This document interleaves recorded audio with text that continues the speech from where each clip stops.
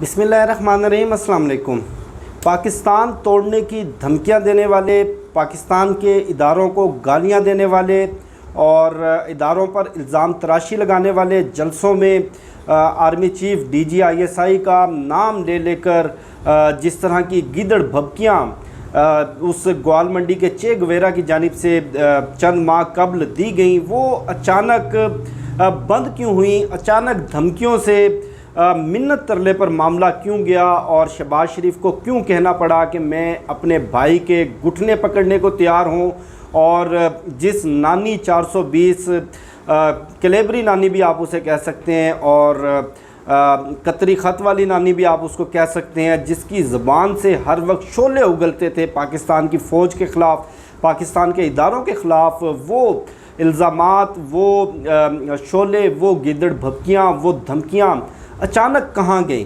एतज़ाज़ अहसन ने एक मरतबा शरीफ ख़ानदान के बारे में बड़ी उन्होंने एक्यूरेट तारीफ़ की थी कि ये वो ख़ानदान है जो इक़्तिदार में आने के बाद गला पकड़ता है और जब मुश्किल में आते हैं तो ये लोग पाँव पकड़ते हैं। और बिल्कुल इसी तरह एक भाई इन्होंने घुटने पकड़ने के लिए रखा हुआ है और दूसरा भाई इदारों पर इल्ज़ाम तराशी, गालम गलोच और पाकिस्तान तोड़ने की धमकियों के लिए रखा हुआ है। अचानक से इनका सारा ग्वाल मंडी के चे गवेरा का इनकलाब जो हर दूसरे रोज़ बड़े ज़ोर से आता था PDM के जलसों में और लाइव ख़िताब में और धमकियों में, वो अचानक से क्यों बह गया? असल में मामला कुछ यूँ है कि इस चे गवेरा या नेस्को गजेला के लिए लंदन की सरज़मीन अब तंग होने लगी है और बरतानवी हुकूमत ने जो करप्ट अनासर हैं, जो अपने अपने मुल्कों से दौलत वहाँ से लूट कर कौमी ख़जाने पर डाका मार कर बरतानिया जा छुपे हैं या मनी लॉन्ड्रिंग के ज़रिए उन्होंने बरतानिया में अपनी दौलत मुंतकिल की, अब वो वहाँ पर जिला वतनी की ज़िंदगी गुजार रहे हैं, उनके ख़िलाफ़ एक बड़े क्रैकडाउन का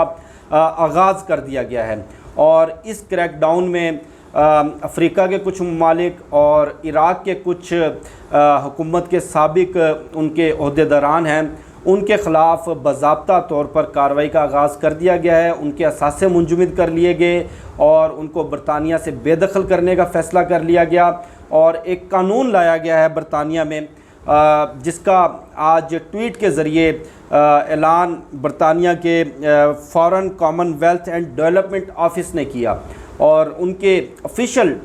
ट्विटर हैंडल से इसका ऐलान किया गया। और करप्शन के बारे में कानून की जो तारीफ़ की गई है या तशरीह की गई है वो बिल्कुल वही है जो वज़ीर आज़म इमरान ख़ान हर दूसरे दिन करते हैं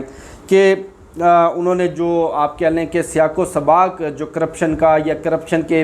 मुज़म्मिरात जो नुकसानात समाज के ऊपर होते हैं और कानून लाने की जो वजह उसका बैकग्राउंड बताया है, वो ये कि करप्शन इंसानी हकूक़ और कानून के निफाज के अमल पर असरअंदाज होती है, यानी कि रूल ऑफ लॉ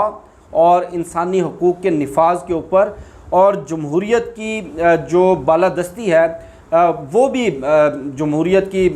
जो मजबूती है वो भी करप्शन की वजह से मुतासिर होती है और करप्शन की वजह से ना तो कानून की बालादस्ती का निफाज माशरे में मुमकिन है और ना जमहूरियत को तरक्की देना या जमहूरियत को मजबूत करना करप्शन की वजह से मुमकिन है। और आगे चलकर उन्होंने करप्शन को कौमी सलामती के लिए एक बड़ा ख़तरा डिक्लेयर किया है। बिल्कुल यही बातें वज़ीर आज़म इमरान ख़ान भी करते हैं, बिल्कुल यही चीज़ें वज़ीर आज़म Imran Khan World Economic Forum पर और दीगर बैनुल अक़वामी फ़ोरम्स के ऊपर बता चुके हैं कि करप्शन के हवाले से जो फ़र्स्ट वर्ल्ड है उनका दोहरा म्यार है, अपने लिए कुछ और थर्ड वर्ल्ड ममालिक के लिए कुछ, और थर्ड वर्ल्ड ममालिक की जो पाकिस्तान जैसे ममालिक हैं उनकी पसमानदगी की एक बड़ी वजह भी हुक्मरान तबके की तरफ से करप्शन है। अब जो कानून लाया गया है ख़ास तौर पे खाऊ जी और उनके बबलू डबलू बेटों के लिए और साका मुंशी जैसे जो लोग पाकिस्तान पर बतौर वज़ीर ख़जाना मुसल्लत रहे हैं और खलाई खोता आबिद शेर अली, आप इनकी मेंटेलिटी और इनकी ज़ुबान दराजी तो गुज़श्ता रोज़ आप देख चुके हैं। इनकी फ्रस्ट्रेशन की सबसे बड़ी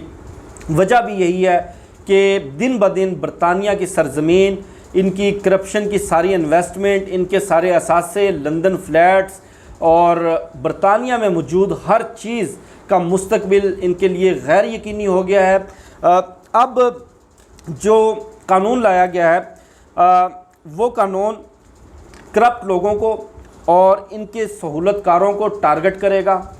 यानी कि उस कानून की पहली शिक में ये लिखा गया है कि जो लोग बिलवास्ता या बिला वास्ता किसी भी तरह की संगीन करप्शन या माली बदनवानी में मुलविस हैं या किसी करप्शन के अंदर वो लोग सहूलतकार बने हुए हैं,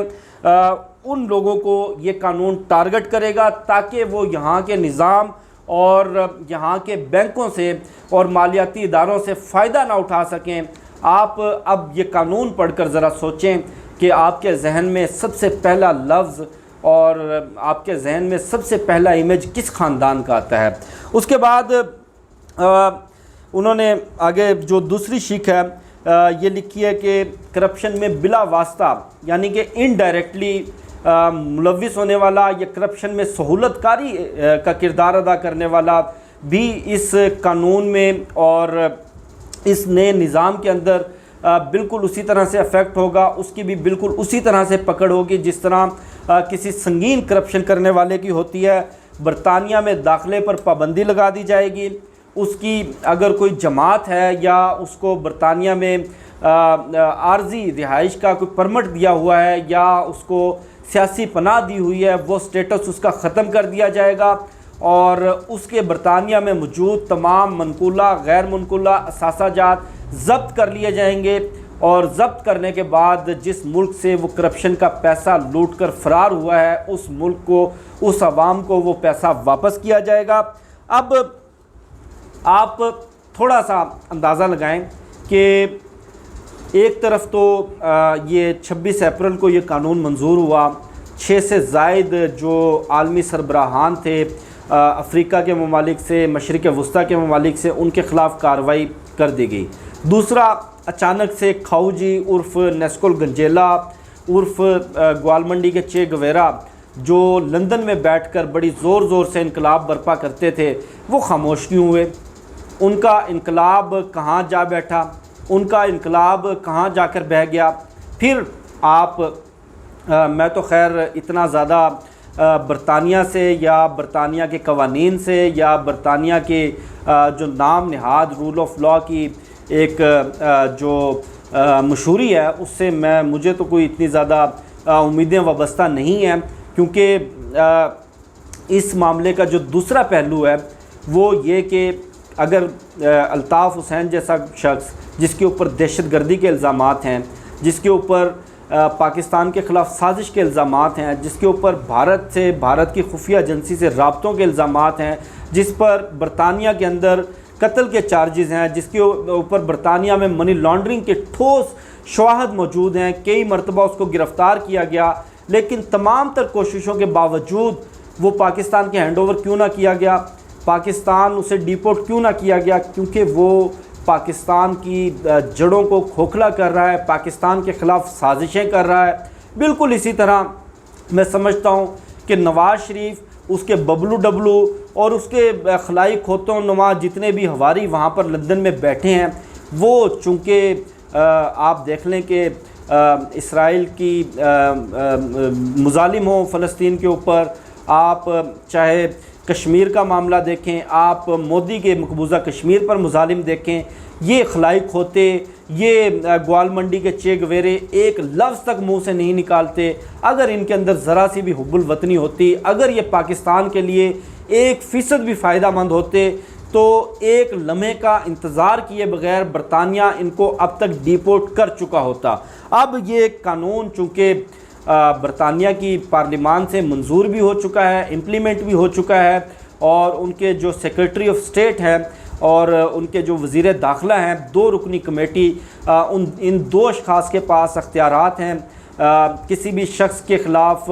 इन्वेस्टिगेशन शुरू करने का, तहकीकात शुरू करने का, उसके ख़िलाफ़ कार्रवाई करने का, उसको बरतानिया से बेदखल करने का, उसके असासे ज़ब्त करने का जिस पर करप्शन के इल्ज़ामात हैं। लेकिन अभी तक बड़ी हैरानगी की बात है, नवाज शरीफ के ख़िलाफ़ इस कानून का इतलाक़ नहीं हुआ। इससे वाज़े तौर पर साबित होता है कि नवाज शरीफ बरतानिया की खुफिया एजेंसियों का एजेंट है। नवाज शरीफ पाकिस्तान के ख़िलाफ़ साजिशों में मसरूफ़ है। नवाज शरीफ अपने लिए सिर्फ़ और सिर्फ बरतानिया से मोदी के ख़िलाफ़ और इसराइल के ख़िलाफ़ खामोश रहकर उनकी हमायत करके बरतानिया से रियायत हासिल करना चाहता है, बरतानिया से डील करना चाहता है, और उस डील के बदले नवाज शरीफ पाकिस्तान को कितना नुकसान पहुंचाएगा ये तो आने वाला वक्त ही बताएगा। मुझे शफ़क़त अली को दीजिए इजाज़त। वीडियो के हवाले से फ़ीडबैक ज़रूर दीजिएगा। इंशाल्लाह आपसे फिर नेक्स्ट वीडियो में मुलाकात होगी। पाकिस्तान जिंदाबाद।